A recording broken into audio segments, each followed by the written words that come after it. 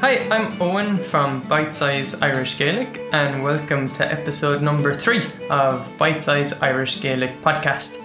If you're loving this new show, I'd much appreciate if you go to the iTunes interface and go rate this podcast. Even if you're alone learning to speak Irish outside of Ireland, don't despair. Rest assured that there are thousands like you across the globe, all interested in tapping into Ireland's native culture. And for all about this podcast, you can go to bitesizeirishgaelic.com/podcast. And today I'm very happy to have a very special guest, Jody Halstead from Ireland Family Travel. Jody, how are you? I'm well. Thank you for having me. Thanks for coming on to the podcast. It's really nice to have you. We've met in person a couple of times, right? We have. And, my girls have gotten to play with Ishka, your dog. And and they had a little fun with young Liam last time we were there. So yeah, little baby Liam. So just to give a little more background of Jody, she's based around Des Moines in Iowa. Jody, I don't know how to describe you really. You're definitely a writer. You're a blogger. You're a travel writer. Would you say that? I tell people, and it's kind of funny because I say that I'm a travel writer and people look at me with this question in their eyes like, what does that mean? I thought the two words were pretty simple to understand, but basically what I do is I write about family travel experiences that we have, and I try to inspire people to travel more with their families. It seems like when people have children, they tend to become a bit more stay at home. And it's too much hassle. How will we keep them fed? Well, or just, so much to pack. And then they have this idea that family travel has to mean Walt Disney World or all-inclusive vacations where the kids are just constantly catered to. And that's not the kind of travel we do. We do a lot of exploratory travel where we are getting really down and dirty we've been caving and rafting and horseback riding. We visit Ireland quite often just because that is something that is a big passion of mine, is family travel in Ireland. But we also do a lot around the Midwest, the kind of area that people consider to be flyover country here in the United States. So my whole goal is to really show families that it's not impossible to travel with kids. There's plenty to do. And it doesn't have to be a long trip or a long distance trip, and that you can really travel and find experiences just about anywhere. Yeah, and that's why I was so interested in having you on this show, because we're going to be talking today about maybe the little surprises of when you visit Ireland. You go, what? It works that way?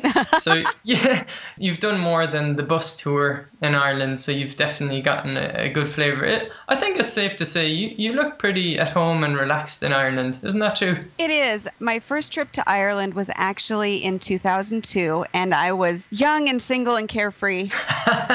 And I landed in Shannon with a book of B&Bs. I picked up a car and I had a map and I just hit the road. And, you drive out of Shannon and when you're going south, just about the first thing you see is Bunratty Castle. And I can just remember squeaking as I was driving along going, oh, it's a castle, it's a castle. But, it's one of those places that so many people have feel a connection to. It's very relaxed. It's very laid back. People are just as friendly as you hear about. And it's one of those places that it seems like everyone dreams of going. Mm-hmm. It's on so many travel lists. And it's just as wonderful as you hear, and definitely worth the time. And if you can take your family, I really recommend it, because it's a trip that your entire family will remember forever.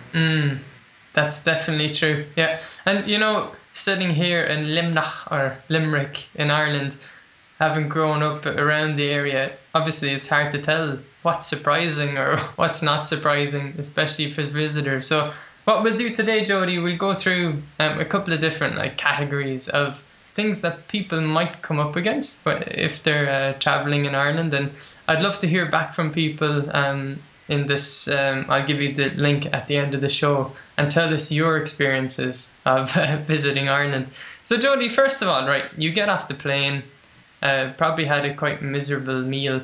So yeah, you wander into the local pub maybe, or restaurant, I don't know. You said there was maybe a little surprise waiting for you in the pub if you're looking for food. What do you think? And there can be, but you have to realize that if you're coming from the US, which is really the only experience I have, you're arriving first thing in the morning. So you're arriving early breakfast time. And especially if you arrive in Dublin, and you ask about a good place for breakfast, people will look at you with blank eyes and say, go to the hotel. Don't go to the hotel. I mean, it's not bad. It's not bad. But don't eat in the airport. Don't go to the hotel. Pack something to tide you over, a cereal bar, something like that. Yeah. And if your plans do not have you staying in Dublin, hit the road and get going. But the thing that we didn't find until it was probably my third trip to Ireland, we went into a pub in Dublin, and Dublin is very, very well known for the live traditional music. But it was the first place we had ever been where there was no wait staff. We had been in more touristed areas prior to that. It was my daughter's second trip, Brenna's second trip, and Kaylin's first. And we'd been in more touristy areas, I suppose, before that trip. And so in a lot of pubs in Ireland, now this does not mean a restaurant, and if you're in a more touristy town like Killarney or Waterford, you're not going to probably run into this as much. But in many pubs, you will not have a wait staff. You will go up to the bar, you will order your drinks, you will ask for a menu, you will place your order at the bar, you will pay at the bar. And that was a little bit of a culture shock for that trip, just because I hadn't run into it before. But since then, I've noticed it quite a bit more. Whether it's, kind of one of those Celtic tiger things that has happened with kind of the decline. Would people listening be familiar with the Celtic tiger term, or do you want to give a little background? I think the Celtic tiger term is pretty well known because Ireland had such a boom. And you heard about the Celtic tiger a lot, even here in the States. But what that was when Ireland had their big boom in, I don't know, the 80s and 90s, when everybody else was really experiencing that prosperity and that growth in just practically everything, Ireland felt it greatly. And in the last few years, when everybody's had the downturn, Ireland has as well. And you've had a lot more emigration leaving Ireland, and you've heard a lot about, fewer jobs and less money available. So I'm not sure if the fact that I noticed it more this last year when we were there, that we were running into fewer wait staff. I'm not sure if that was to a downturn or if it's just something that I've only noticed just because I've looked for it more. Yeah, so like in recent history, the peak of the Celtic tiger, the good times, let's say 2006, then 2007, you could get a hint of something going a bit funny. And then probably the very bad times when there was just pure uncertainty, 2008, 2009. And yeah, that's true, about the restaurants. I think it could be said that Ireland has maybe gotten back in touch with maybe a better time. And even in 2008 as a visitor, we didn't notice it. Now, we were there. We noticed a big change when we visited last year, so 2012. I noticed quite a difference from when we had been there prior. But I think that as a visitor, you're really not noticing. Okay. Unless you're really looking for that. Just because, especially in the more touristed areas, they really do a good job of hiding, that. Yeah, definitely. If you go to Killarney town, for example, in Kerry, maybe the local businessmen wouldn't agree, but it's doing very well for itself. It's a great tourist spot. You're not going to feel the pennies pinched, as we might say. So while we're on the subject of food, right, I wanted to throw in the subject of Supermacs. Jody, have you eaten in Supermacs? I have eaten in Supermacs. We love it. So my girls love Supermax. It's a fast food restaurant that's native to Ireland. Yeah. And I have to say, because we have eaten at a McDonald's in Ireland, and knowing what McDonald's tastes like in the States, right. Ireland tastes completely different. So you eat at McDonald's in Ireland and you're like, oh, this isn't right. Oh. Where when you eat at Supermax, you're like, yeah, this is awesome. So it's a very fun. Supermax is a great little surprise. Yeah, sorry. It Let me see. I just have to think. My mouth is watering now. So let's see. Chicken. You make a good chicken sandwich. Chicken sandwich, chicken goujons, large chip, extra salt, please. Maybe even some curry sauce. Oh, I like it. The curry sauce, right? And you know what I noticed this last year is that sweet chili sauce is huge in Ireland right now. Yeah, everything had sweet chili sauce. There were even sweet chili potato chips. Sweet chili potato chips, or sweet chili sweet potatoes if you're feeling healthy. Yeah. We didn't yeah. So if you're looking for a nice little surprise, walk into Supermax. Although let me throw in that if it's, let's say, after midnight and you're still roaming the streets and you come upon a Supermax, probably the best thing to do is to stay away, unless you can really keep your mouth shut and not pick a fight. Really? I don't want to paint a bad picture because it can be good fun as well, but a bit of banter for sure. Yeah. Oh, I would imagine. But I suppose that would be, just like going into some place that's open late here as well. You're getting that specific late night crowd that's, maybe coming from the bar or a party or something. So they might have a little extra attitude. Or up for a little more crack. Okay, it's the next day. You've recovered from this first day in Ireland. Let's say you do a little driving. So something that I hope doesn't surprise you if you are driving, you're going to be driving on the other side of the road than usual. It's not going to be on the left. But except for that, Jody, you had a tip for people who basically want to drive to places in Ireland. What's that surprise? Yes. Well, Ireland is small. And I think that's something that's a little misleading for people. Ireland is approximately the size of the state of Indiana in the United States. And Indiana's kind of in the middle of the country. It's relatively flat. You can zip across it in just a couple hours, really.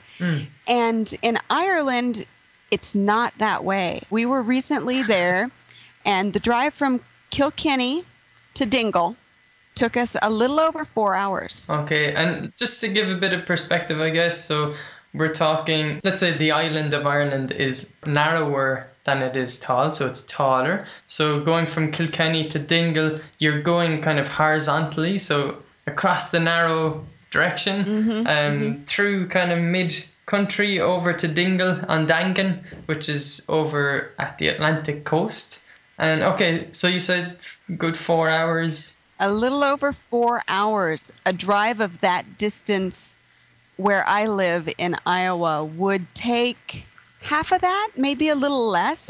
Yeah. But the Irish roads, unless you're driving on the main highways, the Irish roads are curvy, they're narrow. We ran into a couple of pretty heavy rain showers that slowed us down.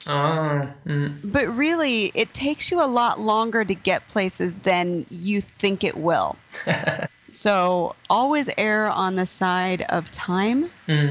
Because if you try to fit too much into a small amount of time and say, okay, there's only 30 kilometers between here and there, that 30 kilometers is going to likely take you twice as long as you think it will. I think it's fair to say that, okay, Dublin, it's over on the eastern coast of Ireland, and all roads lead to Dublin. So if you're in one of the other cities like Galway or Cork or Limerick, chances are there's like what we call motorway or highway to get you from there to Dublin. Pretty okay. Right. But if you're doing any kind of touring around, that's when you start hitting those windier roads.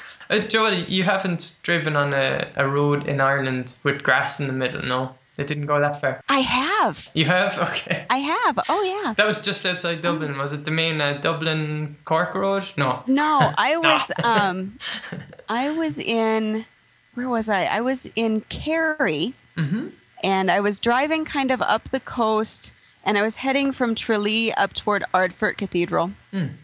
And out in the distance, I saw this point.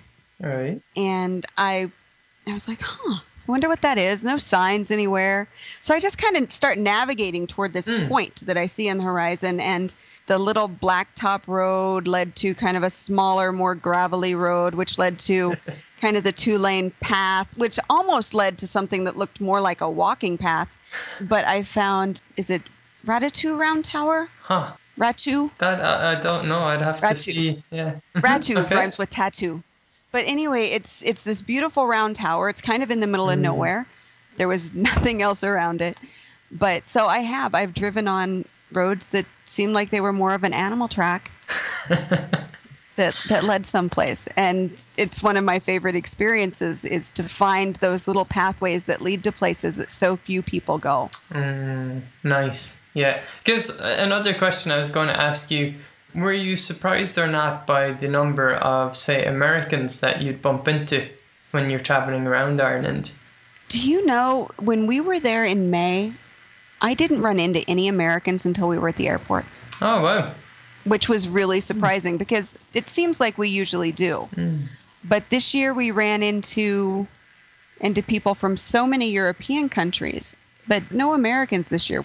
But we were in some places that are maybe a little more off the tourist track. Cool. We were up in Donegal and in Fermanagh. So, and we were in Dingle, and we were running into Canadians in Dingle. So, like for people who do want to do their own touring, like, would you suggest that they try to go off the beaten track, or should they kind of stick to, say, the Ring of Kerry is a well-known place to drive, but there's a lot of like coaches, buses. So what do you think? I think that if it's your very first trip in Ireland, there are things that you specifically want to see. You want to see the things you've heard about. You want to see the Cliffs of Moher. You want to see the Ring of Kerry. I actually recommend Dingle, the Dingle Peninsula over the Ring of Kerry. Beautiful. Yeah, that's where we got engaged, and it's still my favorite spot in Ireland. Excellent. I love Dingle. Yeah. It's beautiful. The scenery is practically the same as you'll see on the Ring of Kerry, but it's less popular. You don't get as many tour buses down there, and so I recommend that. But you have ideas of what you want to see. You want to see those dramatic postcard moments on your first trip. So when people are talking about their first trip, I always recommend the Southwest, just because you're going to see everything in Ireland that you want to see. You're going to see the castles. You're going to see those dramatic coastlines. You're going to be able to get into Killarney and see the beautiful manor house and the Ladies' View. Even though Killarney is such a tourist town, there's a reason it's so popular. It has just those beautiful sights there that everybody really goes to Ireland to see. Yeah, it takes my breath away when I drive around there. And it's just like, wow, this is like really cool. So when you're driving around, right, Irish road signs mostly have Irish language or Irish Gaelic written on them. Is that something you noticed, Jody, or just kind of something when you're busy looking at the map? Or you notice it on the signs.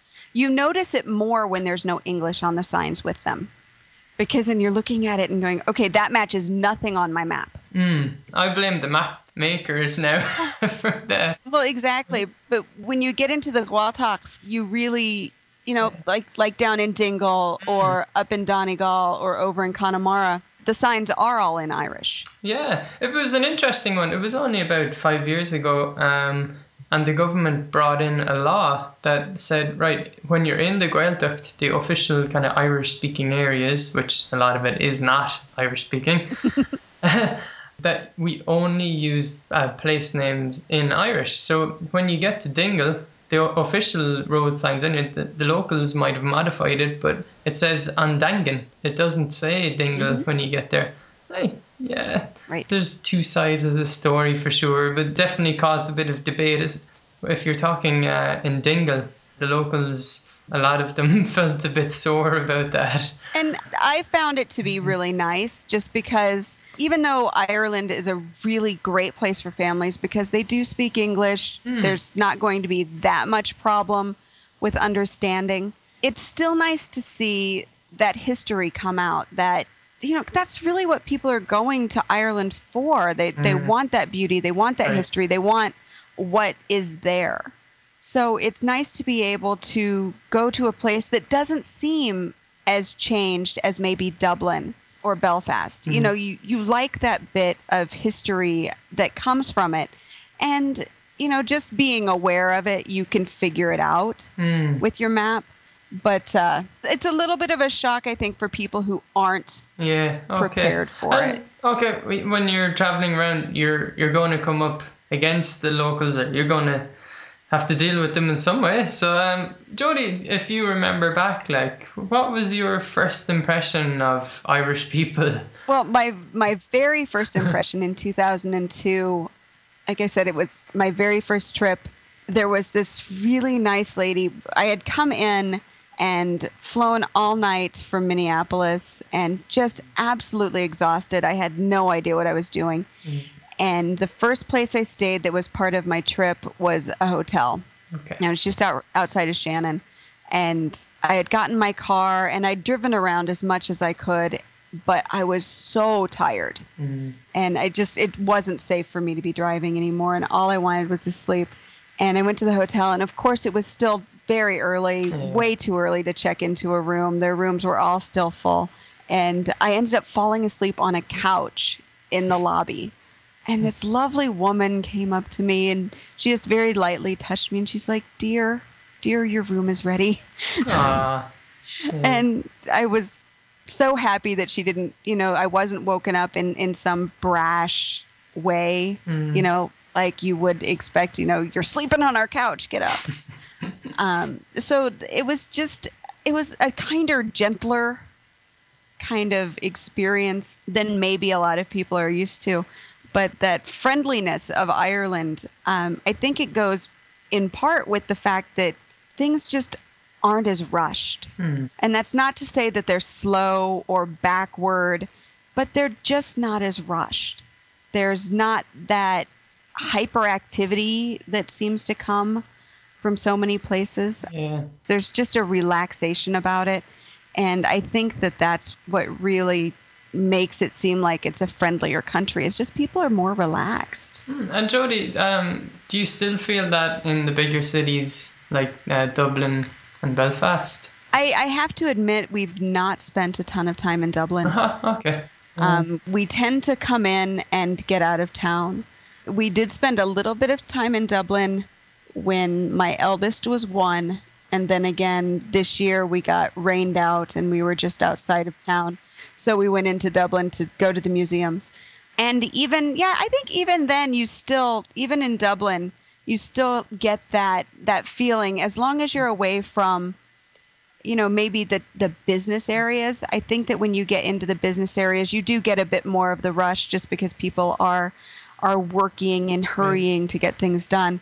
But the minute you get out of those areas and maybe even out of the heavily touristed areas, you get into a more relaxed pace. Visiting the Dublin Zoo and Phoenix Park are incredibly relaxing. Even just walking the streets around the museums, you can just walk, and people are happy to give you directions when you get turned around. I know that for a fact. Yeah, nice. Jody, let's say there's a person listening, right? They've got kids. Let's pull a number out of the air. They're 12 years old, the kids, and the parents are going to wait maybe another 10 years before visiting Ireland. And you're, of course, going to tell them, go. But maybe, do you have some practical advice, ways to prepare for getting to Ireland, and like how to deal with when you do get to Ireland just on the first day, maybe? Definitely. What we have found is that flights out of the U.S. always leave in the evening to go to Ireland. I shouldn't say always. Majority of flights leave in the evening. You're flying overnight. So as much rest as you can get before you leave, go ahead and do that. even though your kids are going to sleep on the plane and they're probably going to sleep better than you, they're still going to be tired when you land. So as much rest as you can get before flying is definitely something you need to do. Drink a lot more water before you go, just because you are going to dehydrate on the plane. Dehydration makes you more tired. So chug the water before you go. But then once you're on the ground and once you're, kind of near your first stop, whether you're going to be in Dublin or you've got a bit of a road trip out, get active. Cool. The best thing you can do is to get active.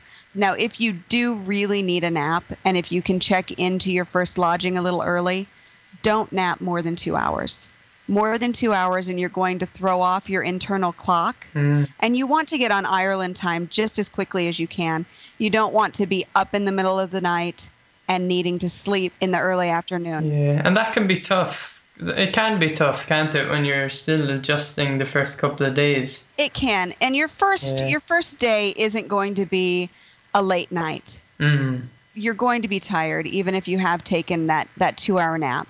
But if you're getting active, if your blood's flowing, if you're outside, you're going to feel more energized. What we did this year, we flew into Dublin. We got into Dublin just before 7 a.m. And we immediately hit the road and we headed out to Kildare to the National Stud. Nice. And we had a bit of breakfast in their cafe and some tea and some sweets because, sugar is always a good thing, especially if the kids are getting a little grumpy. Yeah. A pastry will do wonders. Pastries and ice cream. But then we got outside and, we walked around the National Stud. And that's what we spent our morning doing. And then we got on the road and stopped at a place called the Chocolate Garden in Wicklow. And we sugared up there. It's an incredible place. Not very many people know about it. Even there in Ireland, not very many people know of it. What's it called again? It's called the Chocolate Garden. We'll link you up in that. Yeah, it's in County Wicklow. It's right at the edge of County Wicklow and Carlow in Tullow. It's called the Chocolate Garden because Wicklow is the garden county of Ireland. But you can go in. They've got a lovely little shop. You can check their calendar ahead of time and maybe take part in one of their chocolate hands-on workshops, which is what we did. So you go in and you get to learn all about chocolate, and they do these samplings of different chocolates, and then you get to actually make a little chocolate. We made a little chocolate bear, like one of the hollow ones, like an Easter bunny. A bear to take home. They teach you how to paint it and everything. And they've also got a really nice play area right outside.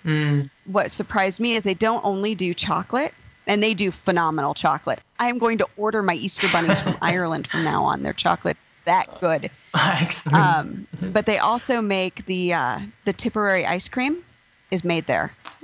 And they have a really nice Irish cream and brown bread ice cream there. Ice cream? Wow. And they also make waffles or biscuits. They call them waffles, which are very different from what we picture as waffles here at home. We picture the big breakfast thing, but they're the little biscuits. So they do all of that right there. Oh, yeah. And it's an incredible place to visit. I'll have to have a word with some Tipperary people because having their Tipperary ice cream made in Wicklow. Well, it was originally made in Tipperary, but when the company sold, the Chocolate Garden bought it. And I believe the milk still comes from Tipperary. Oh, interesting. Oh, I can't complain there. When we were at the Limerick Saturday market just last week, and they still sell some butter made from raw milk, so it's not pasteurized. Oh, very nice. And it's just beautiful. It's like eating, solidified cream, which I guess it is. But it's just beautiful. It is. It's really nice. So, Jody, if there's somebody still kind of hesitating to take on that trip to Ireland, is there one thing you tell them to say, come on, do it, do the trip? Ireland is one of those places, like I said, so many people dream of Ireland, and it's a place that when you go once, you're going to want to go again and again. So if it's a once in a lifetime trip, start planning it. Make sure you spend more than a week, but don't rush. But it's a trip you will never, ever regret. Nice. Excellent.